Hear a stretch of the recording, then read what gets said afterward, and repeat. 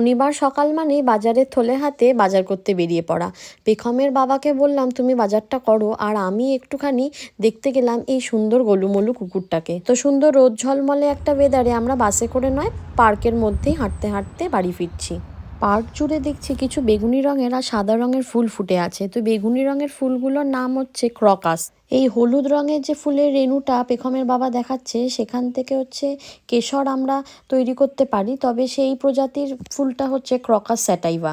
মাঠের ওই দূরে দেখছি এত সুন্দর ফুলগুলো ফুটে আছে, ভাবলাম পেখমকে নিয়ে গিয়ে একটু ফটো তুলি। দেখতে পেখম বড় হয়ে যাবে, তাই চেষ্টা করি যতটুকু সুন্দর মুহূর্ত সেগুলো যেন ক্যামেরাবন্দি করতে পারি। আমাদের এই পৃথিবী ভারী সুন্দর, তবে বড় হওয়ার সাথে সাথে এগুলো অনেকটাই ফিকে হয়ে যায়। ভগবানের কাছে প্রার্থনা করি পেখমের চোখে যেন পৃথিবী এরকমই রঙিন থাকে। আর এই যে ফুলগুলো আমরা দেখছি সাদা রঙের, এগুলোর নাম হচ্ছে স্নোড্রপ। এগুলো প্রথমে দেখে ভেবেছিলাম ও মা এগুলো বোধহয় ঝিমিয়ে পড়েছে, নেতিয়ে পড়েছে, কিন্তু না, ওটা এরকমই দেখতে হয়। তো সম্পূর্ণরূপে চলে যায়নি, মাঝে মাঝে রাত্রিবেলা ভালো মতো ফ্রস্টিং হয়, তাতে এই ফুলগুলোর কোনো ক্ষতি হয় না।